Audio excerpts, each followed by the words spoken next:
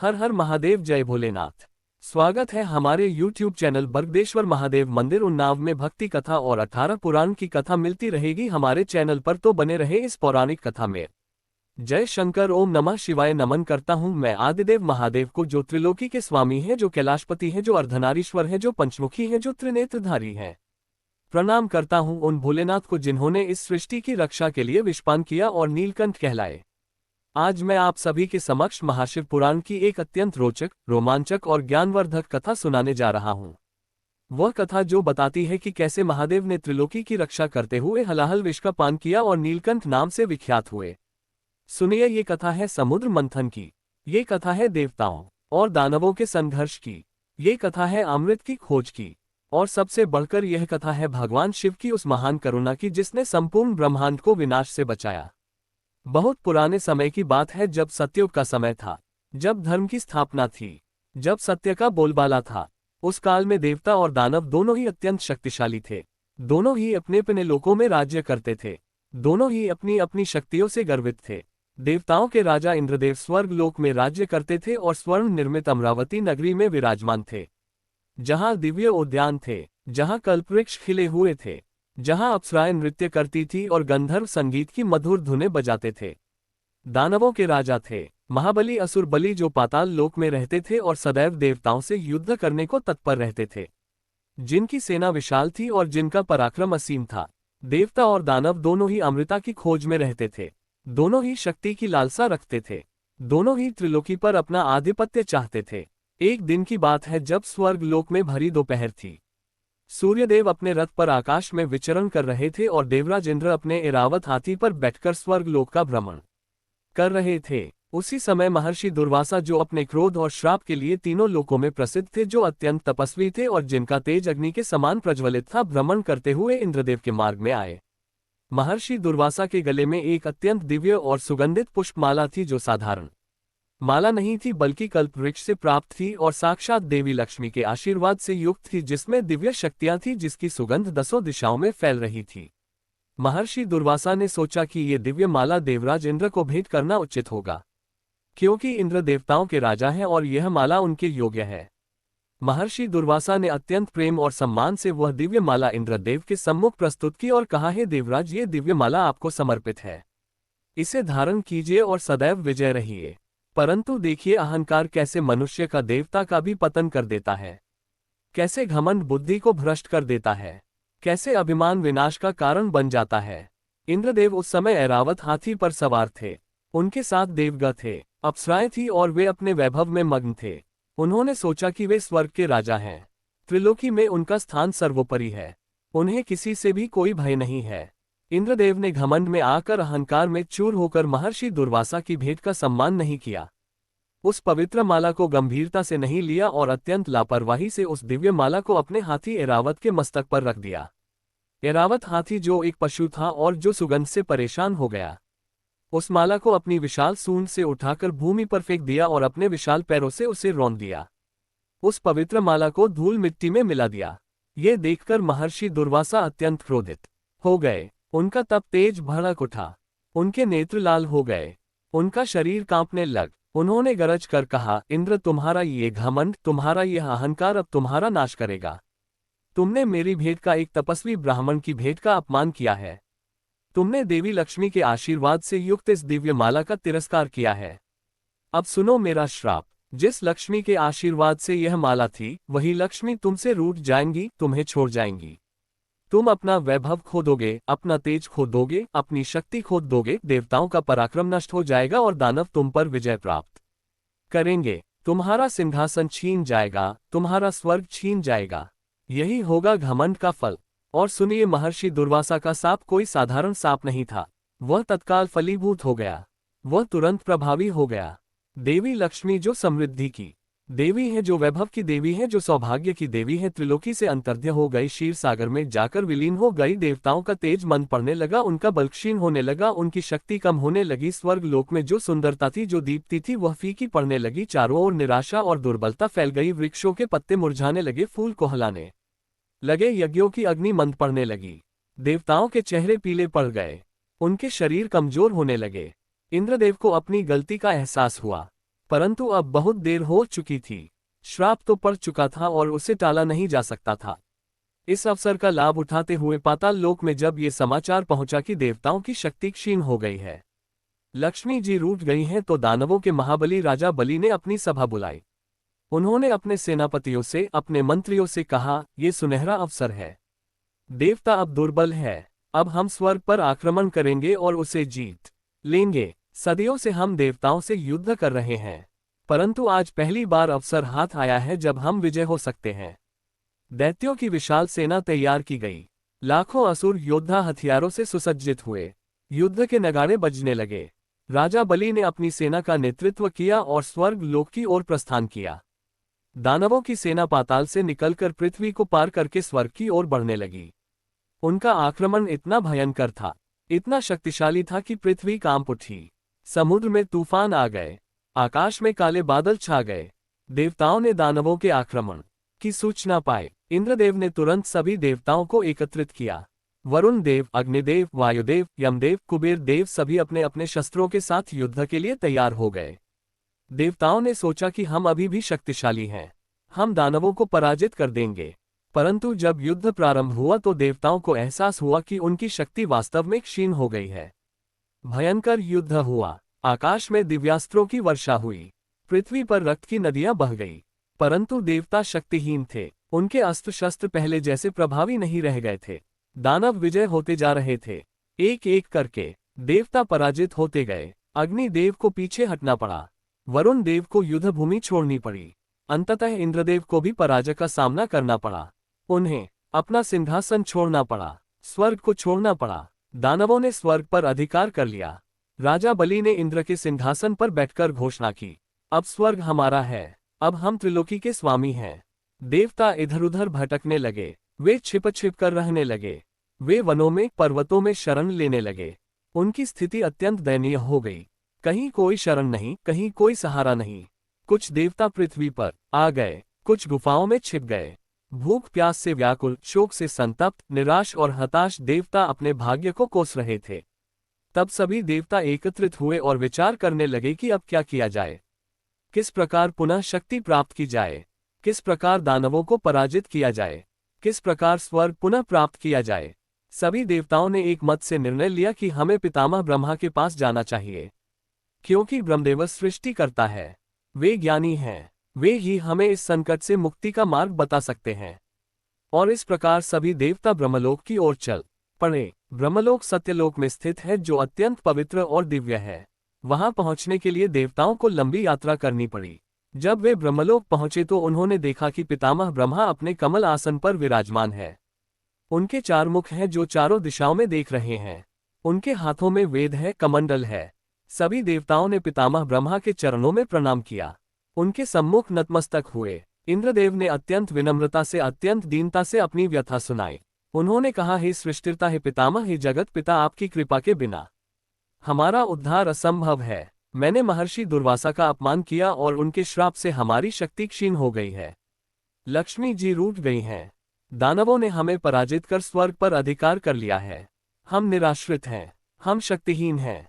हे प्रभु, आप ही हमें मार्ग दिखाए, आप ही हमारी रक्षा कीजिए, आप ही हमारी आशा हैं। ब्रह्मदेव ने सभी देवताओं की व्यथा सुनी। उन्होंने उनकी दुर्दशा देखी, उन्होंने उनके शोक को अनुभव किया। ब्रह्मदेव अत्यंत बुद्धिमान है, वे त्रिकालज्ञ हैं, वे भूत भविष्य वर्तमान को जानते हैं।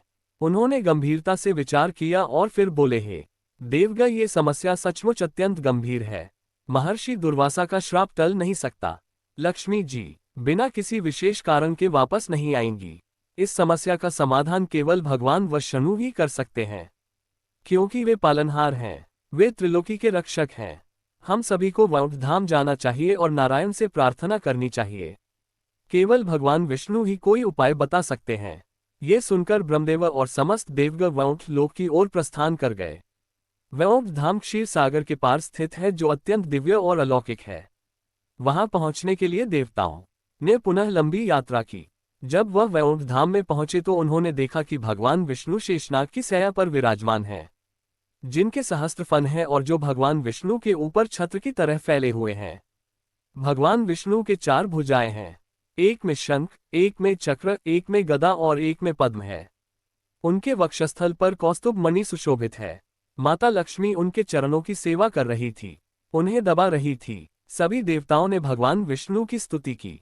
उन्होंने कहा, ओम नमो नारायणाय, हे विष्णु, हे माधव, हे केशव, हे जनार्दन, आप पालनहार हैं, आप रक्षक हैं, हम आपकी शरण में आए हैं, हमारी रक्षा कीजिए। ब्रह्मदेव ने भी प्रार्थना की, हे नारायण, देवता संकट में हैं, आप ही उपाय बताए। भगवान विष्णु ने देवताओं की दशा देखी, उनकी प्रार्थना सुनी। वे मुस्कुराए और बोले, हे देवगण, घबराओ मत, जहां संकट है वहीं समाधान भी है। हर समस्या का हल होता है। तुम्हारी शक्ति पुनः प्राप्त करने का, लक्ष्मी जी को वापस लाने का केवल एक ही उपाय है और वह है समुद्र मंथन। देवता आश्चर्य में पड़ गए, उन्हें समझ नहीं आया। उन्होंने पूछा, प्रभु, समुद्र मंथन ये क्या है?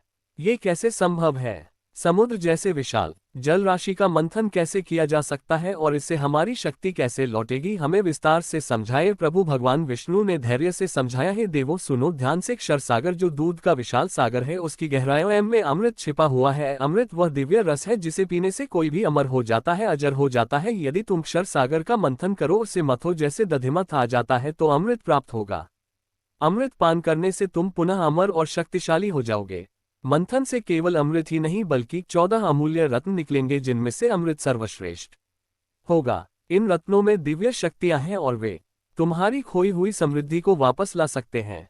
इंद्रदेव ने संशय से कहा, परंतु प्रभु, समुद्र मंथन अत्यंत कठिन कार्य है, अत्यंत दुष्कर है। सागर कितना विशाल है, कितना गहरा है। उसे मथने के लिए विशाल मथानी चाहिए, मजबूत रस्सी चाहिए और सबसे बढ़कर अपार शक्ति चाहिए।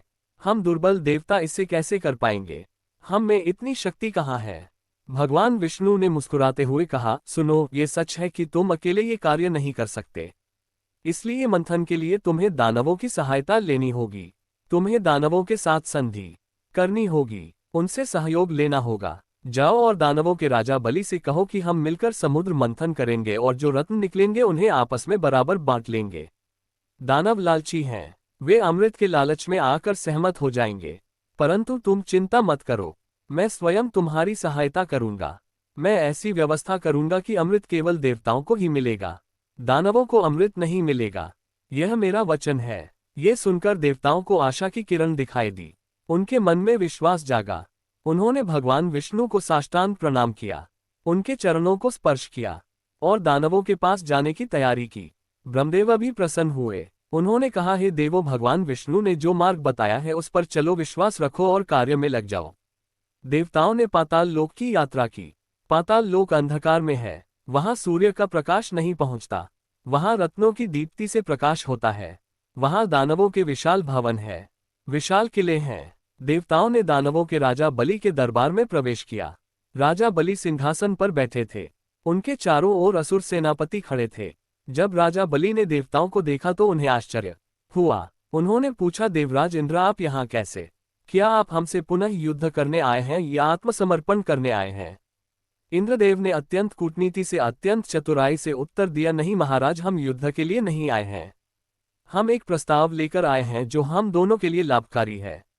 यदि हम सब मिलकर देवता और दानव एक साथ क्षीर सागर का मंथन करें तो अमृत और अनेक दिव्य रत्न प्राप्त होंगे। वे रत्न हम आपस में बराबर बांट लेंगे।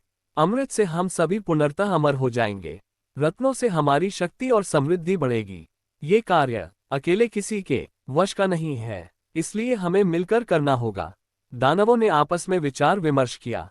कुछ दानवों ने कहा, ये देवताओं की चाल है, हमें विश्वास नहीं करना चाहिए। परंतु राजा बलि बुद्धिमान थे। उन्होंने सोचा कि यदि अमृत मिल गया तो हम पुनर्तः अमर हो जाएंगे और फिर कोई भी हमें पराजित नहीं कर सकेगा।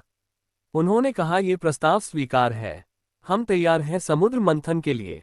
परंतु याद रखो, रत्नों का बंटवारा समान रूप से होगा, कोई छल कपट नहीं होना चाहिए। इंद्रदेव ने कहा, निश्चय ही महाराज, सब कुछ न्यायोचित होगा। इस प्रकार देवताओं और दानवों के बीच संधि हो गई, समझौता हो गया। दोनों पक्ष समुद्र मंथन के लिए सहमत हो गए। अब समुद्र मंथन की तैयारी शुरू हुई। सबसे पहले मंथन के लिए मथानी की आवश्यकता थी। साधारण मथानी से तो समुद्र नहीं मथा जा सकता था। भगवान विष्णु के निर्देशानुसार निर्णय लिया गया कि मेरु पर्वत को मथानी के रूप में उपयोग किया जाएगा। मेरु पर्वत, जो सुमेरु के नाम से भी जाना जाता है, त्रिलोकी का केंद्र है। वह स्वर्ग और पृथ्वी को जोड़ता है। ये पर्वत अत्यंत विशाल है, अत्यंत ऊंचा है। इसकी चोटी बादलों से भी ऊपर है। ये पर्वत स्वर्ण से आच्छादित है। इस पर दिव्य वृक्ष है, दिव्य पक्षी निवास करते हैं। ये पर्वत इतना भारी है कि साधारण शक्ति से इसे हिलाया नहीं जा सकता। देवताओं और दानवों ने मिलकर मेरू पर्वत को उखाड़ने का प्रयास किया। हजारों देवता एक तरफ से खींचने लगे, हजारों दानव दूसरी तरफ से धक्का देने लगे, परंतु पर्वत अत्यंत भारी था, अत्यंत स्थिर था। वह अपने स्थान से टस से मस नहीं हुआ। सभी की शक्ति व्यर्थ हो गई। तब भगवान विष्णु ने अपनी दिव्य शक्ति का प्रयोग किया। उन्होंने अपने हाथों से मेरू पर्वत को स्पर्श किया और अपनी योग शक्ति से उसे उखाड़ दिया। विशाल मेरू पर्वत अपने स्थान से उठ गया। भगवान विष्णु ने उसे वायुमार्ग से क्षीर सागर के तट पर पहुंचा दिया। ये देखकर सभी देवता और दानव आश्चर्यचकित रह गए। उन्होंने भगवान विष्णु की महिमा का गुणगान किया। अब रस्सी की आवश्यकता थी। समुद्र मंथन के लिए एक ऐसी रस्सी चाहिए थी जो अत्यंत मजबूत हो, अत्यंत लंबी हो और जो मेरू पर्वत को लपेट सके। भगवान विष्णु ने कहा कि वासुकी नाग को रस्सी के रूप में उपयोग करना होगा। वासुकी नागों के राजा हैं। वे भगवान शिव के गले में सदैव निवास करते हैं। वासुकी अत्यंत विशाल नाग हैं। उनका शरीर अत्यंत लंबा है और वे अत्यंत शक्तिशाली हैं। देवताओं ने कैलाश पर्वत पर जाकर भगवान शिव से वासुकी नाग को उधार मांगने की प्रार्थना की। भगवान शिव ने वासुकी को बुलाया और कहा, वासुकी, त्रिलोकी के कल्याण के लिए समुद्र मंथन करना आवश्यक है। तुम्हें रस्सी बनना होगा। ये कार्य कष्टदायक होगा, परंतु ये धर्म का कार्य है। वासुकी ने संकोच करते हुए कहा, हाँ हे प्रभु, ये कार्य अत्यंत कष्टदायक होगा। देवता और दानव मुझे खींचेंगे, मेरा शरीर पीड़ित होगा, परंतु यदि ये त्रिलोकी के कल्याण के लिए है, यदि यह आपकी आज्ञा है, तो मैं तैयार हूँ। मैं अपना कर्तव्य निभाऊंगा। भगवान शिव ने वासुकी को आशीर्वाद दिया। वासुकी नाग ने क्षीर सागर की ओर प्रस्थान किया। इस क्षीर सागर के तट पर विशाल तैयारी हुई। हजारों देवता और हजारों दानव एकत्रित हो गए। मेरू पर्वत को समुद्र के मध्य में स्थापित किया गया।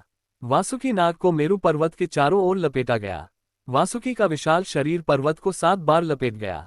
अब प्रश्न यह आया कि नाग का कौन सा भाग किसे पकड़ना है, फन की ओर या पूंछ की ओर। इस पर विवाद होने लगा।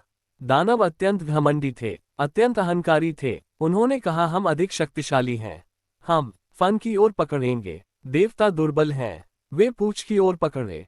देवताओं ने विनम्रता से बिना किसी आपत्ति के पूंछ की ओर पकड़ने की बात मान ली। परंतु ये भगवान विष्णु की सुविचारित योजना थी, क्योंकि वासुकी के फन से विष और अग्नि निकलती थी। धुआं निकलता था जो फन की ओर खड़े दानवों को कष्ट देने वाली थी। और इस प्रकार देवताओं और दानवों ने मिलकर समुद्र मंथन प्रारंभ कर दिया। देवता पूंछ की ओर खींचते, दानव फन की ओर खींचते। जब देवता खींचते तो मेरू पर्वत एक ओर घूमता, जब दानव खींचते तो मेरू पर्वत दूसरी ओर घूमता। इस प्रकार पर्वत घूमने लगा। समुद्र में तीव्र लहरें उठने लगी, जल में हलचल होने लगी। वासुकी नाग को अत्यंत पीड़ा हो रही थी, परंतु वे धैर्य से सहन कर रहे थे। दानवों के मुख पर वासुकी के फन से निकलने वाला धुआं और विष आ रहा था, जिससे वे कष्ट में थे, परंतु उनका घमंड उन्हें स्वीकार नहीं करने दे रहा था। मंथन का महान कार्य शुरू हो गया, परंतु शीघ्र ही एक गंभीर समस्या आ गई। मेरू पर्वत अत्यंत भारी था और समुद्र के तल में धंसने लगा। जैसे जैसे मंथन होता गया, पर्वत नीचे की ओर जाने लगा। मंथन रुकने का खतरा उत्पन्न हो गया। देवता और दानव दोनों चिंतित हो गए। उन्होंने सोचा कि यदि पर्वत समुद्र में डूब गया तो मंथन कैसे होगा। सभी ने भगवान विष्णु को पुकारा, हे नारायण, हे प्रभु, रक्षा कीजिए। ये देखकर भगवान विष्णु ने तुरंत कूर्म अवतार धारण किया, एक विशालकाय कछुए के रूप में, जिसका आकार कई योजन था। भगवान विष्णु समुद्र में प्रवेश किए। वे समुद्र के तल में गए और अपनी विशाल पीठ पर मेरू पर्वत को धारण कर लिया। इस प्रकार मेरू पर्वत स्थिर हो गया, वह अब नहीं डूबा। भगवान विष्णु ने कूर्म रूप में पर्वत को सहारा दिया और मंथन पुनः सुचारू रूप से प्रारंभ हुआ। सुनिए, अब मंथन तीव्र गति से चलने लगा। हजारों देवता और हजारों दानव पूरे बल से खींच रहे थे। समुद्र में उथल पुथल मच गई, जल उबलने लगा, चारों ओर झाग उड़ने लगी, चारों ओर भयंकर आवाजें गूंजने लगी। समुद्र के जीव व्याकुल हो गए। मछलियां, कछुए, मगरमच्छ सब इधर उधर भागने लगे। जल में विशाल भंवर बनने लगे, आकाश में बादल गरजने लगे। ये दृश्य अद्भुत था, भयंकर था। ऐसा लग रहा था मानो संपूर्ण सृष्टि में हलचल हो गई हो। और फिर मंथन के प्रभाव से समुद्र की गहराइयों से एक एक करके दिव्य रत्न प्रकट होने लगे। सबसे पहले प्रकट हुई कामधेनु गाय, जो श्वेत वर्ण की थी, जिसके सींग सुनहरे थे, जिसकी आंखें कमल के समान थी। कामधेनु वह दिव्य गाय है जो सभी मनोकामनाओं को पूर्ण करने वाली है। उसके दूध में अमृत के समान गुण है। महर्षियों ने कामधेनु को देखते ही पहचान लिया।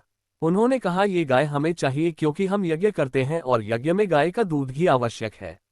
देवताओं और दानवों ने सहमति दी और कामधेनु को महर्षियों को सौंप दिया गया। फिर प्रकट हुआ उच्च श्रवा नामक दिव्य अश्व जो श्वेत वर्ण का था। जी सकी गति वायु के समान तीव्र थी, जिसके खुरों से चिंगारियां निकलती थी। ये घोड़ा इतना तेज दौड़ सकता था कि क्षण भर में एक लोक से दूसरे लोक जा सकता था। दानवों के राजा बलि ने उसे देखते ही कहा, यह अश्व हमें चाहिए। देवताओं ने कोई आपत्ति नहीं की और उच्च श्रवा दानवों को मिल गया। तीसरे रत्न के रूप में प्रकट हुआ ऐरावत हाथी जो 4 दांतों वाला विशालकाय श्वेत हाथी था, जिसकी सूंड अत्यंत शक्तिशाली थी। ये हाथी इतना विशाल था कि एक पर्वत के समान दिखता था। इंद्रदेव ने कहा, यह हाथी मेरा वाहन होगा। उन्होंने ऐरावत को अपना बनाया। ये वही ऐरावत था जिसने महर्षि दुर्वासा की माला को कुचला था, परंतु अब वह समुद्र से पुनः प्रकट हो गया था। चौथे रत्न के रूप में प्रकट हुआ कौस्तुभ मणि जो अत्यंत चमकीली और दिव्य रत्न था। यह मणि इतनी प्रकाशमान थी कि इसकी दीप्ति से सूर्य भी फीका लगता था। भगवान विष्णु ने इस मणि को अपने वक्षस्थल पर धारण किया। पांचवा रत्न के रूप में प्रकट हुआ कल्प वृक्ष जो सभी इच्छाओं को पूर्ण करने वाला दिव्य वृक्ष था। इस वृक्ष के नीचे बैठकर जो भी इच्छा की जाती वह पूर्ण हो जाती। देवताओं ने इस वृक्ष को स्वर्ग में स्थापित करने का निर्णय लिया। छठे रत्न के रूप में प्रकट हुई रंभा आदि अप्सराएं जो अत्यंत सुंदर थी, जिनका रूप अलौकिक था। वे नृत्य में निपुण थी, संगीत में कुशल थी, उनकी संख्या हजारों में थी। वे स्वर्ग की शोभा बढ़ाने लगी, स्वर्ग के उत्सवों में नृत्य करने लगे। सातवें रत्न के रूप में प्रकट हुए चंद्रदेव जो शीतल थे, कांतमान थे। उनकी चांदनी अत्यंत मनोहर थी। भगवान शिव ने चंद्रमा को अपने मस्तक पर धारण करने का निर्णय लिया। आठवें रत्न के रूप में प्रकट हुए धन्वंतरी देव जो वैद्यराज थे, जो आयुर्वेद के जनक थे। वे अपने हाथों में एक स्वर्ण कलश लिए हुए थे जिसमें अमृत था, परंतु उस समय अमृत का वितरण नहीं हुआ क्योंकि अभी और रत्न प्रकट होने बाकी थे। नौवें रत्न के रूप में प्रकट हुई माता लक्ष्मी जो कमल पुष्प पर विराजमान थी, जिनके हाथों में कमल थे, जिनका रूप अत्यंत दिव्य था। उनकी कांत से समस्त दिशाएं प्रकाशित हो गई, चारों ओर दिव्य सुगंध फैल गई। सभी देवता और दानव उनके दर्शन के लिए लालायित हो गए। दानवों ने सोचा कि यदि माता लक्ष्मी हमारे पास आ गई तो हमारी समृद्धि अपार हो जाएगी। देवताओं ने भी प्रार्थना की कि माता लक्ष्मी उन्हें वरण करे, परंतु माता लक्ष्मी ने भगवान विष्णु को अपने पति के रूप में चुना। वे भगवान विष्णु के वक्षस्थल पर निवास करने लगी। यह देखकर देवता प्रसन्न हुए क्योंकि भगवान विष्णु देवताओं के रक्षक हैं और लक्ष्मी जी का आशीर्वाद अब देवताओं को मिलेगा। 10वें रत्न के रूप में प्रकट हुआ पारिजात वृक्ष जिसके पुष्प अत्यंत सुगंधित थे और कभी मुरझाते नहीं थे। ये वृक्ष भी स्वर्ग में स्थापित किया गया। 11वें रत्न के रूप में शंख प्रकट हुआ जिसे भगवान विष्णु ने धारण किया। 12वें रत्न के रूप में वारुणी देवी प्रकट हुई जो मदिरा की देवी थी। दानवों ने उन्हें ग्रहण किया। 13वें रत्न के रूप में प्रकट हुआ दिव्य धनुष और तर्कस जो अक्षय बाण से भरा था। और अब सुनिए ध्यान से, क्योंकि अब हमारी कथा के मुख्य भाग की शुरुआत होती है। जब मंथन और तीव्र हुआ, जब मेरु पर्वत और तेजी से घूमने लगा तो अचानक समुद्र के गर्भ से एक भयंकर विस्फोट हुआ। काला घना विषैला धुआं निकलने लगा, चारों ओर अंधकार छा गया। एक ऐसा भयंकर विष प्रकट हुआ जिसे देखकर सभी के रोंगटे खड़े हो गए। इस विष का नाम था हलाहल विष, जिसे कालकूट विष भी कहते हैं। ये विष कोई साधारण विष नहीं था, ये वह विष था जो सृष्टि के प्रारंभ में उत्पन्न हुआ था, जब देवासुर संग्राम हुआ था। ये विष इतना भयंकर था, इतना प्रबल था, इतना विषैला था कि इसकी गंध मात्र से प्राणियों की मृत्यु होने लगी। इसके ताप से समुद्र का जल खलने लगा, जलीय जीव तड़प तड़प कर मरने लगे, आकाश में उड़ते पक्षी गिरने लगे, पृथ्वी पर वृक्ष सूखने लगे, पत्ते झड़ने लगे, हवा में विष घुल गया। जो भी इस विष के संपर्क में आया वह मृत्यु को प्राप्त होने लगा। देवता घबरा गए, उनके हाथों से वासुकी की पूंछ छूट गई। दानव भी डर गए, उन्होंने भी वासुकी का फन छोड़ दिया। सभी का मुख पीला पड़ गया, सभी के शरीर कांपने लगे। वासुकी नाग ने कहा, यह विष अत्यंत घातक है, मंथन बंद करो, अन्यथा हम सब मर जाएंगे। मेरु पर्वत रुक गया, मंथन बंद हो गया। वह विष इतना शक्तिशाली था, इतना भयावह था कि उसमें संपूर्ण ब्रह्मांड को नष्ट करने की क्षमता थी। वह विष फैलने लगा, जल से थल पर, थल से आकाश में, चारों ओर हाहाकार मच गया। प्राणी कराहने लगे, चीखने लगे। कोई इधर भागा, कोई उधर भागा, परंतु विष सर्वत्र था। देवता और दानव दोनों ही भयभीत हो गए। उन्हें समझ नहीं आ रहा था कि क्या करें। इंद्रदेव ने कांपती हुई आवाज में भगवान विष्णु से प्रार्थना की, हे प्रभु, ये क्या हो गया? ये विष तो सबको मार डालेगा। समुद्र मंथन तो अमृत के लिए था, परंतु यह विष क्यों निकल आया? इसका क्या उपाय है? हे नारायण, रक्षा कीजिए। भगवान विष्णु ने गंभीरता से कहा, यह हलाहल विष अत्यंत प्राचीन है, अत्यंत शक्तिशाली है। जब सृष्टि के प्रारंभ में देवासुर संग्राम हुआ था तब यह विष उत्पन्न हुआ था और समुद्र की गहराइयों में छिप गया था। अब मंथन से यह बाहर आ गया है। इस विष को कोई पी नहीं सकता, कोई ग्रहण नहीं कर सकता। ये त्रिलोकी को नष्ट कर देगा। ब्रह्मदेव जो वहां उपस्थित थे बोले, तो क्या कोई उपाय नहीं है? क्या ये विश्व संपूर्ण सृष्टि का विनाश कर देगा? क्या हम सब यही समाप्त हो जाएंगे? भगवान विष्णु ने अत्यंत गंभीरता से कहा, एक ही उपाय है। केवल एक ही हस्ती है जो इस विष को ग्रहण कर सकती है। केवल एक ही शक्ति है जिसमें इतनी क्षमता है कि यह विष उसे नष्ट नहीं कर सकता, और वह है भगवान शिव, महादेव, त्रिलोकीनाथ, भोलेनाथ। केवल वे ही इस विष को पी सकते हैं। केवल वे ही त्रिलोकी को इस संकट से बचा सकते हैं। ये सुनकर सभी देवताओं, दानवों, ब्रह्मदेव, भगवान विष्णु सभी ने निर्णय लिया कि हमें तुरंत कैलाश पर्वत जाना चाहिए और भगवान शिव से प्रार्थना करनी चाहिए। ये केवल महादेव ही हैं जो इस संकट से त्रिलोकी को बचा सकते हैं। विष तीव्र गति से फैल रहा था। समय बहुत कम था। सभी ने कैलाश की ओर प्रस्थान किया। कैलाश पर्वत हिमालय के उत्तर में स्थित है, जो सदैव बर्फ से ढका रहता है, जहां दिव्य शांति है। यहां भगवान शिव निवास करते हैं। जब देवता वहां पहुंचे तो उन्होंने देखा कि भगवान शिव समाधि में लीन है। उनके नेत्र बंद है, वे ध्यानमग्न है, उनका शरीर निश्चल है। उनके समीप माता पार्वती विराजमान है, जो शिव की अर्धांगिनी है। नंदी वहां द्वारपाल के रूप में खड़े हैं। सभी देवताओं ने, ब्रह्मदेव ने, भगवान विष्णु ने एक स्वर में शिव स्तुति प्रारंभ की। उन्होंने कहा, ओम नमः शिवाय, जय शंकर, हे त्रिलोकीनाथ, हे महादेव, हे भोलेनाथ, हे पशुपतिनाथ, हे गंगाधर, हे नीलकंठ, आप त्रिलोकी के स्वामी हैं। आप सृष्टि के पालन करता हैं, आप संहार करता हैं, आप दीन बंधु हैं, आप भक्तवत्सल हैं, आप करुणा सागर हैं। हे प्रभु, हम पर कृपा कीजिए। त्रिलोकी महासंकट में है। हलाहल विष ने सब कुछ घेर लिया है। प्राणी मर रहे हैं, सृष्टि नष्ट हो रही है। केवल आप ही हमारी इस संपूर्ण सृष्टि की रक्षा कर सकते हैं। हे महादेव, कृपा कीजिए। भगवान शिव ने धीरे धीरे अपने नेत्र खोले। उनकी दिव्य दृष्टि से सभी देवता कृतार्थ हो गए। शिव जी ने मुस्कुराते हुए कहा, हे देवगण, उठो, मुझे सब ज्ञात है। मैं जानता हूं कि क्या हो रहा है। मैं त्रिकालदर्शी हूं, परंतु तुम स्वयं आए हो। तुमने मुझे पुकारा है, यह मेरे लिए प्रसन्नता की बात है। ब्रह्मदेव ने हाथ जोड़कर नम्रतापूर्वक कहा, हे महादेव, हलाहल विष ने त्रिलोकी को घेर लिया है। प्राणी मर रहे हैं, वृक्ष सूख रहे हैं, जलीय जीव समाप्त हो रहे हैं, संपूर्ण सृष्टि का विनाश हो रहा है। आपके बिना कोई उपाय नहीं है। आप ही हमारी इस सृष्टि की रक्षा कर सकते हैं। भगवान विष्णु बोले, हे शिव, आप आदि हैं, आप अनंत हैं, आपकी शक्ति असीमित है। ये विष केवल आप ही पचा सकते हैं, केवल आप ही इसे नष्ट कर सकते हैं। कृपया इस सृष्टि पर दया कीजिए, अपनी प्रजा की रक्षा कीजिए। भगवान शिव ने क्षण भर मौन रहकर विचार किया।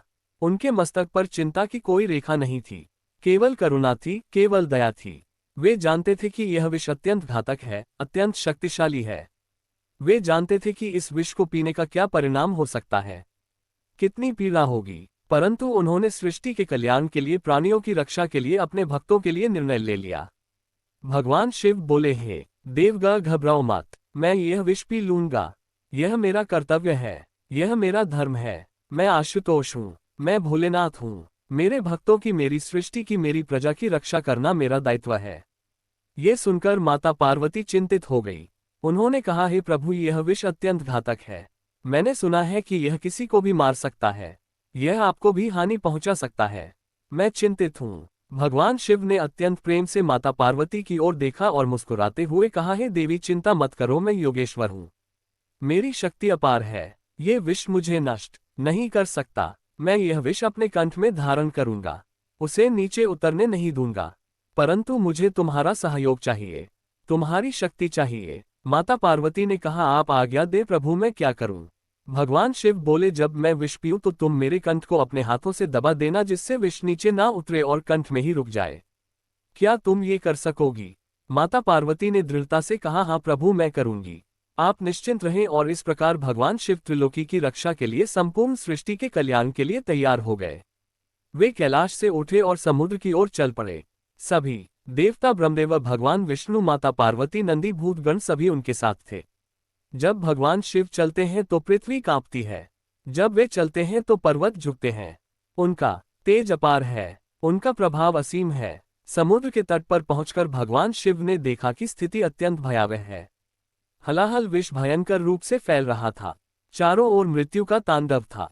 जीव जंतु, पेड़ पौधे, पक्षी सब मर रहे थे। आकाश काला हो गया था। हवा में विष की गंध थी। समुद्र का जल काला पड़ गया था। यह दृश्य अत्यंत भयानक था। भगवान शिव ने अपना दाहिना हाथ आगे बढ़ाया।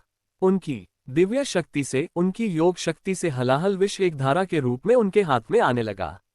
समुद्र से, आकाश से, पृथ्वी से, सभी जगह से विष भगवान शिव की ओर खींचने लगा। वे सारा विष अपने हाथ में एकत्रित कर रहे थे। ये दृश्य अद्भुत था, अकल्पनीय था। भगवान शिव के हाथ में काला भयंकर धना उठाता हुआ विष एकत्रित होता जा रहा था।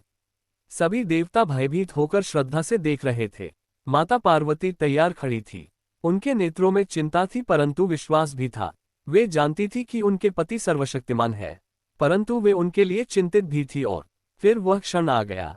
भगवान शिव ने वह भयंकर हलाहल विष, जो संपूर्ण ब्रह्मांड को नष्ट कर सकता था, अपने हाथों में लिया और पीना प्रारंभ किया। वह विष उनके मुख में जाने लगा। सभी देवताओं ने अपनी सांसें रोक ली। समय मानो ठहर गया। जैसे ही विष भगवान शिव के कंठ में पहुंचा, माता पार्वती ने तुरंत तत्काल अपने कोमल परंतु दृढ़ हाथों से भगवान शिव के कंठ को दबा दिया। विष नीचे नहीं उतरा बल्कि कंठ में ही रुक गया। परंतु वह विष इतना शक्तिशाली था, इतना तीव्र था, इतना उग्र था कि उसके प्रभाव से भगवान शिव का कंठ नीला पड़ने लगा। विष की गर्मी से, विष के ताप से कंठ जलने लगा। भगवान शिव को अत्यंत पीड़ा हो रही थी, असहनीय पीड़ा। परंतु उन्होंने एक शब्द भी नहीं कहा, एक आह भी नहीं भरी। उन्होंने केवल मुस्कुराकर सभी देवताओं को आश्वस्त किया कि सब ठीक है। सभी देवताओं ने देखा कि भगवान शिव का कंठ नीले रंग का हो गया है।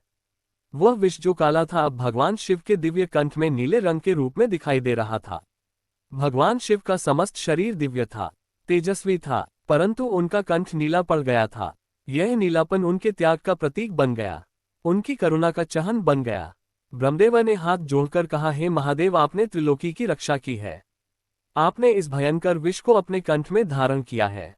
आज से आप नीलकंठ के पवित्र नाम से जाने जाएंगे। संपूर्ण जगत आपको नीलकंठ महादेव के रूप में पूजेगा, स्मरण करेगा। भगवान विष्णु ने कहा, हे शिव, आप सचमुच महान हैं। आप धन्य हैं। आपके इस अद्भुत त्याग को, इस अपार करुणा को युगों युगों तक याद रखा जाएगा। आपने बिना किसी स्वार्थ, केवल सृष्टि के कल्याण के लिए यह विष पिया। आप सच में महादेव हैं। आप सच में भोलेनाथ हैं। सभी देवताओं ने, दानवों ने, ऋषियों ने एक स्वर में जयकारा लगाया। जय नीलकंठ, जय महादेव, हर हर महादेव, ओम नमः शिवाय। भगवान शिव ने मुस्कुराते हुए अत्यंत सरलता से कहा, यह मेरा कर्तव्य था, यह मेरा धर्म था। मैं त्रिलोकी का स्वामी हूँ। मेरी प्रजा की, मेरे भक्तों की, मेरी सृष्टि की रक्षा करना मेरा दायित्व है। मैं केवल यही चाहता हूं कि मेरे भक्त सुखी रहे, संसार में शांति रहे, प्राणी सुरक्षित रहे। परंतु विष का ताप अत्यंत तीव्र था। भगवान शिव के कंठ में जलन हो रही थी, पीड़ा हो रही थी। माता पार्वती ये देखकर अत्यंत व्याकुल हो गई। उन्होंने कहा, हे प्रभु, आपको बहुत कष्ट हो रहा है, आपका कंठ जल रहा है। मुझे बताइए, मैं क्या करूं? मैं कैसे आपकी पीड़ा कम करूं? देवताओं ने भी चिंता व्यक्त की। तब भगवान विष्णु ने कहा, हमें भगवान शिव को शीतलता प्रदान करनी होगी। हमें ऐसी व्यवस्था करनी होगी जिससे विष का ताप कम हो। चंद्रदेव, जो अभी अभी समुद्र मंथन से प्रकट हुए थे, आगे आए।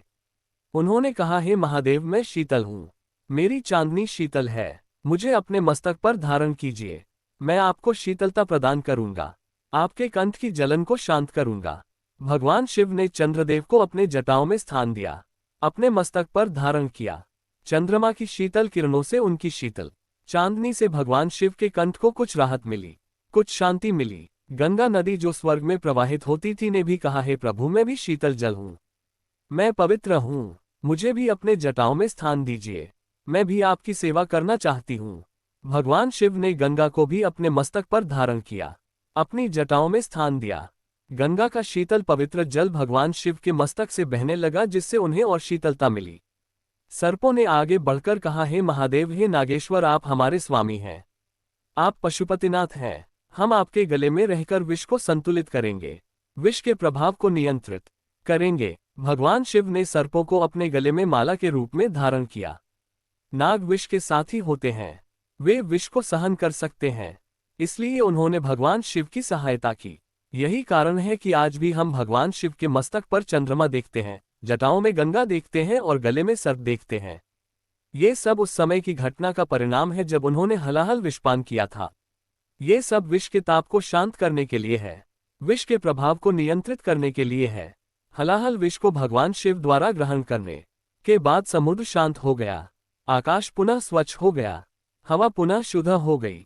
जो प्राणी मरने के कगार पर थे वे पुनः जीवित हो गए, वृक्षों में पुनः हरियाली आ गई, पक्षी पुनः चहचहाने लगे, त्रिलोकी बच गई, संकट टल गया। सभी ने भगवान शिव को प्रणाम किया, उनकी स्तुति की। देवताओं ने, दानवों ने, ऋषियों ने, ब्रह्मदेव ने, भगवान विष्णु ने, सभी ने कहा, हे नीलकंठ महादेव, आप धन्य हैं, आपकी जय हो। भगवान शिव ने सबको आशीर्वाद दिया और कैलाश पर्वत लौट गए। माता पार्वती उनकी सेवा में लग गई। अब समुद्र मंथन पुनः प्रारंभ हुआ। अब विष का भय नहीं रहा था। देवताओं और दानवों ने फिर से वासुकी नाग को पकड़ा और मेरु पर्वत को घुमाना शुरू किया। मंथन पुनः तीव्र गति से चलने लगा और अंततः 14वें और अंतिम रत्न के रूप में धन्वंतरी देव पुनः प्रकट हुए। इस बार उनके हाथों में स्वर्ण कलश था जिसमें अमृत था। अमृत की अंतिम प्राप्ति हो गई। वह दिव्य रस जिसके लिए इतना परिश्रम किया गया था, जिसके लिए समुद्र मथा गया था, वह अंततः प्राप्त हो गया। अमृत को देखते ही देवता और दानव दोनों उस पर झपटे। दोनों चाहते थे कि अमृत उन्हें मिले। दानवों ने कहा, हमने भी बराबर परिश्रम किया है, हमें भी अमृत का हिस्सा मिलना चाहिए। देवताओं ने कहा, नहीं, अमृत हमारा है। विवाद होने लगा, झगड़ा होने लगा। दानवों ने बलपूर्वक अमृत कलश छीन लिया और भागने लगे। तब भगवान विष्णु ने अपनी दिव्य माया का प्रयोग किया। उन्होंने मोहिनी का रूप धारण किया। मोहिनी अत्यंत सुंदर स्त्री का रूप था जिसे देखकर सभी मोहित हो जाते थे। मोहिनी के रूप में भगवान विष्णु दानवों के समक्ष प्रकट हुए। दानव मोहिनी के सौंदर्य को देखकर मोहित हो गए। मोहिनी ने मधुर स्वर में कहा, हे महान योद्धाओं, आप इतने शक्तिशाली हैं, इतने पराक्रमी हैं। अमृत के वितरण के लिए आपस में झगड़ना शोभा नहीं देता। मुझे अमृत कलश दे दीजिए, मैं न्यायपूर्वक सभी को अमृत बांट दूंगी। दानव मोहिनी के सौंदर्य में इतने खोए हुए थे कि उन्होंने बिना सोचे समझे अमृत कलश मोहिनी को सौंप दिया। मोहिनी ने देवताओं और दानवों को दो पंक्तियों में बैठा दिया।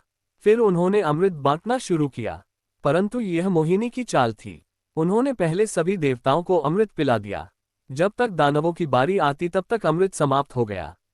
देवता अमृत पीकर पुनः शक्तिशाली हो गए, पुनः अमर हो गए। जब दानवों को समझ आया कि उन्हें छला गया है तो वे क्रोधित हो गए, परंतु अब बहुत देर हो चुकी थी। देवता शक्तिशाली हो चुके थे। देवताओं ने दानवों पर आक्रमण कर दिया। भयंकर युद्ध हुआ, परंतु अब देवता अमृतपान के बाद अत्यंत शक्तिशाली थे।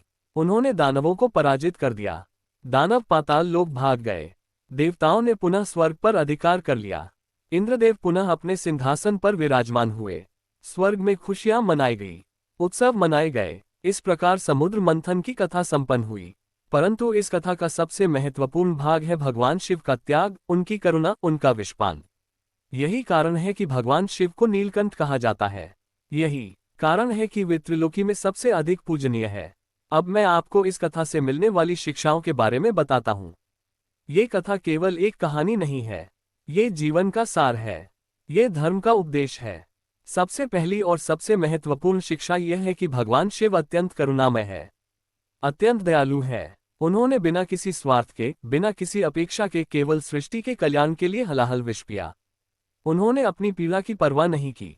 उन्होंने केवल प्राणियों की रक्षा के बारे में सोचा। वे दीन बंधु है, वे भक्तवत्सल है। जो भी सच्चे मन से उनकी शरण में आता है वे उसकी अवश्य रक्षा करते हैं। जो भी संकट में उन्हें पुकारता है वे अवश्य सहायता करते हैं।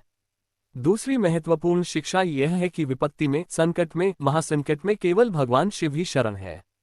जब समस्त देवता लाचार हो गए, जब ब्रह्मा और विष्णु भी कोई उपाय नहीं खोज सके तो भगवान शिव ने ही समाधान निकाला। वे संकट मोचक हैं, वे विपत्तिहारी हैं। इसीलिए शास्त्रों में कहा गया है कि संकट के समय शिव का स्मरण करना चाहिए, ओम नमः शिवाय का जाप करना चाहिए, भगवान शिव की शरण में जाना चाहिए। तीसरी शिक्षा यह है कि सच्चा त्याग वही है जो निस्वार्थ हो, जो दूसरों के कल्याण के लिए हो। भगवान शिव को पता था कि विष पीने से उन्हें अत्यंत कष्ट होगा, उनका कंठ जलेगा, पीड़ा होगी, फिर भी उन्होंने त्रिलोकी की रक्षा के लिए ये कष्ट स्वीकार किया। यही सच्चा त्याग है। हमें भी अपने जीवन में दूसरों के कल्याण के लिए, समाज के कल्याण के लिए त्याग करना चाहिए। स्वार्थ से ऊपर उठकर परमार्थ करना चाहिए। चौथी शिक्षा यह है कि माता पार्वती भगवान शिव की शक्ति है, उनकी अर्धांगिनी है। जब भगवान शिव ने विष पिया तो माता पार्वती ने उनके कंठ को दबाकर विष को रोका। यह दिखाता है कि शिव और शक्ति अभिन्न है, एक के बिना दूसरे का अस्तित्व अधूरा है। पत्नी को इसी प्रकार एक दूसरे का सहयोग करना चाहिए, संकट में एक दूसरे का साथ देना चाहिए। पांचवी शिक्षा यह है कि अहंकार का परिणाम सदैव बुरा होता है। इंद्रदेव के अहंकार के कारण ही यह सब हुआ। उन्होंने महर्षि दुर्वासा की भेंट का अपमान किया, जिसके परिणाम स्वरूप श्राप मिला और देवताओं को अपार कष्ट उठाना पड़ा। इसीलिए हमें सदैव विनम्र रहना चाहिए, किसी का अपमान नहीं करना चाहिए, अहंकार से दूर रहना चाहिए। छठी शिक्षा यह है कि कठिन परिश्रम और सहयोग से असंभव कार्य भी संभव हो जाता है। समुद्र मंथन अत्यंत कठिन कार्य था, परंतु देवताओं और दानवों ने मिलकर एक साथ परिश्रम करके इसे संभव बना दिया। जीवन में भी हमें कठिन परिश्रम करना चाहिए, दूसरों के साथ सहयोग करना चाहिए। सातवीं शिक्षा यह है कि जीवन में अच्छे और बुरे, सुख और दुख, अमृत और विष दोनों आते हैं। समुद्र मंथन से पहले विष निकला, फिर अमृत निकला। इसी प्रकार जीवन में भी पहले कठिनाइयां आती हैं, फिर सफलता मिलती है। हमें धैर्य रखना चाहिए, हार नहीं मानना चाहिए। आठवीं शिक्षा यह है कि बुराई को, विष को, नकारात्मकता को अपने अंदर नहीं जाने देना चाहिए। भगवान शिव ने विष को कंठ में ही रोक लिया, नीचे नहीं उतरने दिया। इसी प्रकार जब जीवन में नकारात्मकता आए, बुरे विचार आए तो हमें उन्हें अपने हृदय में, अपने मन में नहीं उतरने देना चाहिए, उन्हें रोक देना चाहिए। नौवीं शिक्षा यह है कि भगवान की कृपा से सब कुछ संभव है। देवता दुर्बल थे, परंतु भगवान विष्णु की सहायता से उन्होंने समुद्र मंथन किया। भगवान शिव की कृपा से विश्व का संकट टल गया। इसलिए हमें सदैव भगवान की शरण में रहना चाहिए, उनकी कृपा की याचना करनी चाहिए। 10वीं शिक्षा यह है कि जीवन में लक्ष्य निर्धारित करना चाहिए और उसे प्राप्त करने के लिए प्रयास करना चाहिए। देवताओं का लक्ष्य अमृत प्राप्त करना था और उन्होंने सभी कठिनाइयों को पार करके उसे प्राप्त किया। अब मैं आपको नीलकंठ महादेव की पूजा विधि और उनके महत्व के बारे में बताता हूँ। नीलकंठ महादेव की पूजा अत्यंत फलदायी है, अत्यंत पुण्यकारी है। जो भी श्रद्धा से, सच्चे मन से भगवान नीलकंठ का नाम लेता है, भगवान साथ उसकी सभी विपत्तियां हर लेते हैं, सभी संकटों से मुक्ति दिलाते हैं। नीलकंठ महादेव की पूजा में सबसे पहले शिवलिंग की स्थापना करनी चाहिए। शिवलिंग भगवान शिव का प्रतीक है, उनका स्वरूप है। शिवलिंग पर जला अभिषेक करना अत्यंत शुभ माना जाता है। प्रातःकाल उठकर स्नान करके शुद्ध वस्त्र धारण करके शिवलिंग पर शुद्ध जल चढ़ाना चाहिए। जल के साथ दूध, दही, घी, शहद और शक्कर का पंचामृत भी चढ़ाया जाता है। ये पंचामृत अभिषेक अत्यंत पवित्र माना जाता है। बेलपत्र भगवान शिव को अत्यंत प्रिय है। बेल के 3 पत्तों को एक साथ शिवलिंग पर चढ़ाना चाहिए। कहा जाता है कि बेलपत्र में त्रिदेव का वास होता है और इसे चढ़ाने से भगवान शिव अत्यंत प्रसन्न होते हैं। धतूरा भी भगवान शिव को अत्यंत प्रिय है। धतूरे के फूल और फल दोनों को शिवलिंग पर चढ़ाया जाता है। आग के सफेद फूल भी शिव जी को अर्पित किए जाते हैं। शिवलिंग पर चंदन का लेप चढ़ाना चाहिए, धूप दीप जलाना चाहिए। भगवान शिव को भांग धतूरा भी प्रिय है, परंतु इन्हें केवल विधि विधान से ही चढ़ाना चाहिए। शिवलिंग के समक्ष ओम नमः शिवाय मंत्र का जाप करना चाहिए। ये पंचाक्षर मंत्र अत्यंत शक्तिशाली है। इस मंत्र के जाप से सभी पाप नष्ट होते हैं, सभी मनोकामनाएं पूर्ण होती हैं। महामृत्युंजय मंत्र का जाप भी अत्यंत शुभ है। ओम त्र्यंबकम यजामहे सुगंधिम पुष्टिवर्धनम उर्वक्मी बंधनान मृत्युर्मुक्षी यमामृतात्। यह मंत्र मृत्यु पर विजय दिलाता है, रोगों से मुक्ति दिलाता है। सोमवार का दिन भगवान शिव को अत्यंत प्रिय है। इस दिन विशेष रूप से शिव पूजा करनी चाहिए। सोमवार का व्रत रखना अत्यंत फलदायी है। प्रातःकाल से संध्या तक उपवास रखकर शिवलिंग की पूजा करके शिव कथा सुनकर व्रत को संपन्न करना चाहिए। सोमवार व्रत से भगवान शिव प्रसन्न होते हैं और सभी मनोकामनाएं पूर्ण करते हैं। विशेष रूप से जो भक्त विष के भय से ग्रस्त हो, जो बीमारी से पीड़ित हो, जो शत्रुओं से परेशान हो, जो संकट में हो, उन्हें नीलकंठ महादेव की उपासना अवश्य करनी चाहिए। भगवान शिव ने हलाहल जैसा भयंकर विष पिया है तो वे अपने भक्तों के सभी विष को, चाहे वह शारीरिक हो, मानसिक हो या आध्यात्मिक हो, नष्ट कर सकते हैं। जीवन में अनेक प्रकार के विष होते हैं। क्रोध एक विषय है, लोभ एक विषय है, मोह एक विषय है, अहंकार एक विषय है, ईर्ष्या एक विष है। ये सभी विष मनुष्य को अंदर से नष्ट कर देते हैं। भगवान शिव की उपासना से इन सभी मानसिक विषयों से मुक्ति मिलती है। भगवान शिव हमें शांति प्रदान करते हैं, सद्बुद्धि प्रदान करते हैं। महाशिवरात्रि के दिन भगवान शिव की विशेष पूजा की जाती है। ये पर्व फाल्गुन मास की कृष्ण चतुर्दशी को मनाया जाता है, जो इस वर्ष 15 फरवरी को है। इस दिन भगवान शिव और माता पार्वती का विवाह हुआ था। महाशिवरात्रि के दिन उपवास रखकर रात्रि जागरण करके प्रत्येक प्रहर में शिवलिंग पर जला अभिषेक करके भगवान शिव की पूजा की जाती है। रात्रि में 4 बार पूजा की जाती है, 4 बार जला अभिषेक किया जाता है। इस दिन भगवान शिव अत्यंत प्रसन्न होते हैं और भक्तों की सभी मनोकामनाएं पूर्ण करते हैं, सभी पापों को क्षमा करते हैं। समुद्र मंथन की यह कथा महाशिवरात्रि के दिन विशेष रूप से सुनी जाती है, पढ़ी जाती है। इस कथा को सुनने मात्र से पाप नष्ट होते हैं, पुण्य की प्राप्ति होती है और भगवान शिव की कृपा बनी रहती है। जो भक्त महाशिवरात्रि के दिन इस कथा का पाठ करता है या सुनता है उसे विशेष फल प्राप्त होता है। नीलकंठ पक्षी का दर्शन भी शुभ माना जाता है। ये पक्षी नीले रंग का होता है और इसका नाम भी भगवान शिव के नाम पर ही है।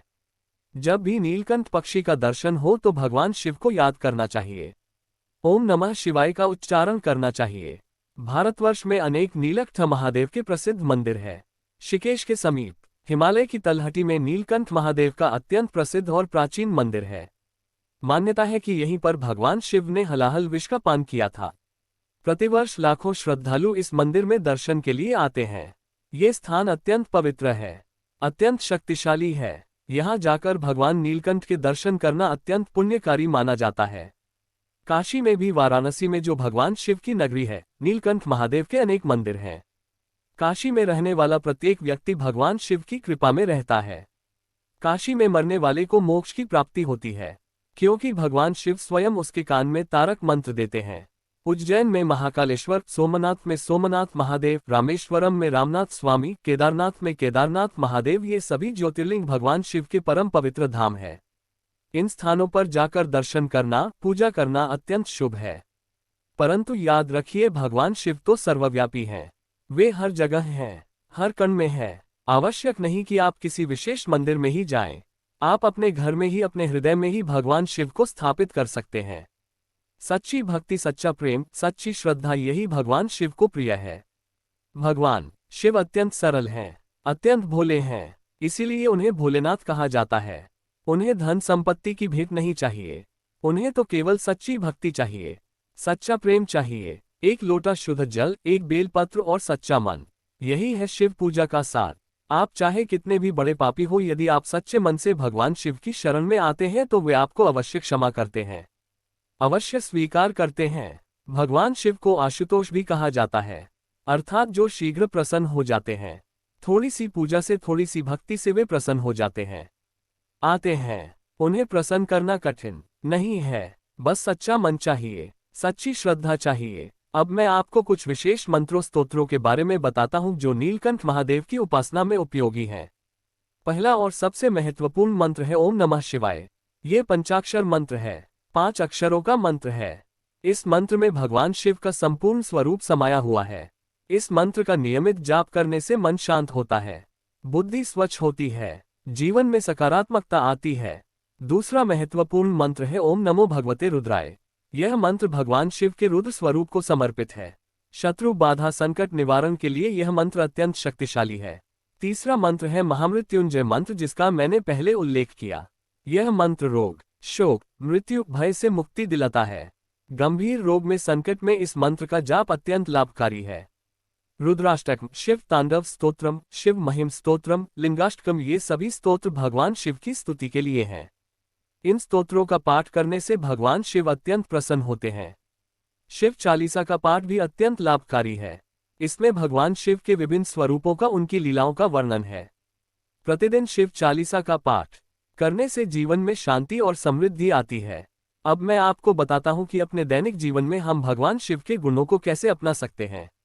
भगवान शिव सरल हैं तो हमें भी सरल रहना चाहिए। जटिलता से दूर रहना चाहिए। भगवान शिव में करुणा है तो हमें भी दूसरों के प्रति करुणा रखनी चाहिए। भगवान शिव त्यागी हैं तो हमें भी त्याग की भावना रखनी चाहिए। भगवान शिव समदर्शी हैं, सबको समान देखते हैं तो हमें भी भेदभाव से दूर रहना चाहिए। भगवान शिव क्षमाशील हैं, उन्होंने रावण को क्षमा किया, उन्होंने भस्मासुर को भी वरदान दिया। हमें भी दूसरों की गलतियों को क्षमा करना चाहिए, क्रोध को त्यागना चाहिए। भगवान शिव ध्यानी हैं, योगी हैं, हमें भी ध्यान करना चाहिए, योग करना चाहिए, मन को शांत रखना चाहिए। भगवान शिव संतोषी हैं, उन्हें अधिक वैभव की आवश्यकता नहीं। वे कैलाश पर्वत पर बर्फ में सरल जीवन जीते हैं। हमें भी संतोष रखना चाहिए, लालच से दूर रहना चाहिए। भगवान शिव परिवार के देवता हैं, वे पति हैं, पिता हैं। हमें भी अपने परिवार के प्रति जिम्मेदार होना चाहिए, उनका ध्यान रखना चाहिए। तो ये थी महाशिव पुराण की वह दिव्य अद्भुत कथा जो बताती है कि कैसे भगवान शिव नीलकंठ बने। ये कथा हमें बताती है कि भगवान शिव कितने महान हैं, कितने करुणामय हैं, कितने दयालु हैं, कितने शक्तिशाली हैं। संसार में अनेक देवी देवता हैं, सभी पूजनीय हैं, सभी महान हैं, सभी की अपनी अपनी विशेषता है। परंतु भगवान शिव का स्थान अद्वितीय है, अतुलनीय है। वे आदि है, वे अनादि है, वे अनंत है। वे सृष्टि करता है, पालन करता है, संहार करता है। वही परब्रह्म है, वही परमात्मा है। जो भक्त इस कथा को श्रद्धा से सुनता है या पढ़ता है, विशेष रूप से महाशिवरात्रि के दिन उसके सभी पाप नष्ट हो जाते हैं, सभी दोष दूर हो जाते हैं। उसके घर में सुख समृद्धि आती है, शांति आती है, रोग शोक दूर होते हैं, संकट टलते हैं, शत्रु पराजित होते हैं, विपत्तियां समाप्त होती हैं, मनोकामनाएं पूर्ण होती हैं, जीवन में सफलता मिलती है। इसीलिए मैं आप सभी से निवेदन करता हूँ, प्रार्थना करता हूँ कि सदैव भगवान शिव का नाम लेते रहो, उन्हें याद करते रहो। प्रातः काल उठकर सबसे पहले ओम नमः शिवाय का उच्चारण करो। दिन भर में जब भी समय मिले इस मंत्र का जाप करो। सोमवार का व्रत रखो, सोमवार को विशेष रूप से शिव पूजा करो। महाशिवरात्रि का पर्व धूमधाम से मनाओ, उस दिन उपवास रखो, रात्रि जागरण करो, शिव कथा सुनो, शिवलिंग भक्त की पूजा करो, शिव मंदिर जाओ, शिव के दर्शन करो और सबसे बढ़कर अपने जीवन में शिव के गुणों को अपनाओ। सरलता, करुणा, त्याग, क्षमा, संतोष और परोपकार, दूसरों की सहायता करो, गरीबों की, असहायों की मदद करो। यही सच्ची शिव भक्ति है। भगवान शिव का ये नीलकंठ रूप हमें प्रेरणा देता है कि जीवन में कितनी भी कठिनाई क्यों ना आए, कितना भी विष क्यों ना आए, हमें धैर्य रखना चाहिए, साहस रखना चाहिए। जिस प्रकार भगवान शिव ने विष को अपने कंठ में धारण किया, उसी प्रकार हमें भी जीवन की कठिनाइयों को, दुखों को सहन करना चाहिए, परंतु उन्हें अपने हृदय में नहीं उतरने देना चाहिए। बाहर से कठोर बनो परंतु अंदर से कोमल रहो। जीवन में विष अवश्य आएगा, निंदा का विष, ईर्ष्या का विष, घृणा का विष, असफलता का विष, परंतु इन सबको भगवान शिव के चरणों में समर्पित कर उन्हें पुकारो। हे नीलकंठ, आपने संसार के विष को पी लिया, अब मेरे जीवन के विष को भी पी लीजिए। मुझे शांति दीजिए, मुझे शक्ति दीजिए। भगवान शिव अवश्य सुनेंगे, अवश्य सहायता करेंगे। याद रखो, भगवान शिव सदैव तुम्हारे साथ हैं, वे तुम्हारे हृदय में विराजमान है। तुम्हें केवल उन्हें पहचानना है, उन्हें महसूस करना है। जब तुम ओम नमः शिवाय का उच्चारण करते हो तो वे तुम्हारे पास आ जाते हैं। जब तुम उन्हें याद करते हो तो वे तुम्हें आशीर्वाद देते हैं। भगवान शिव की कृपा असीम है, वे अपने भक्तों को कभी निराश नहीं करते। चाहे तुम कितने भी बड़े पापी हो, चाहे तुमने कितनी भी गलतियां की हो, यदि तुम सच्चे मन से उनकी शरण में आते हो तो वे तुम्हें अवश्य स्वीकार करते हैं, तुम्हारे सभी पाप धो देते हैं। तो आओ हम सब मिलकर भगवान नीलकंठ महादेव की जय बोले, उनकी स्तुति करें, उनका गुणगान करें। बोलो नीलकंठ महादेव की जय। जय शिव शंकर, जय भोलेनाथ, हर हर महादेव। ओम नमः शिवाय। जय कैलाशपति, जय त्रिलोकीनाथ, जय गंगाधर, जय चंद्रशेखर, जय नटराज, जय विश्वनाथ, जय सोमनाथ, जय केदारनाथ, जय त्र्यंबकेश्वर, जय महाकालेश्वर। शिव की कृपा आप सभी पर बनी रहे। आपके जीवन में सुख हो, शांति हो, समृद्धि हो, आनंद हो, आपके सभी कार्य सिद्ध हो, सभी मनोकामनाएं पूर्ण हो, आपके परिवार में सुख समृद्धि हो, आपके घर में लक्ष्मी का वास हो, सभी के मन में भक्ति जागे, सभी का कल्याण हो, सभी सुखी रहें, स्वस्थ रहें, संसार में शांति हो, सभी में प्रेम हो। भगवान शिव आप सभी की रक्षा करें, आप सभी पर कृपा करें। आप सभी नीलकंठ महादेव की शरण में रहें, उनकी भक्ति में लीन रहें। ओम शांति शांति शांति। हर हर महादेव। ओम नमः शिवाय। इति श्री महाशिव पुराण नीलकंठ समुद्र मंथन कथा संपूर्णम। मेरी शिव पुराण कथा अच्छी लगे तो वीडियो को लाइक जरूर करना। फिर मिलते हैं नई जानकारी के साथ। हर हर महादेव।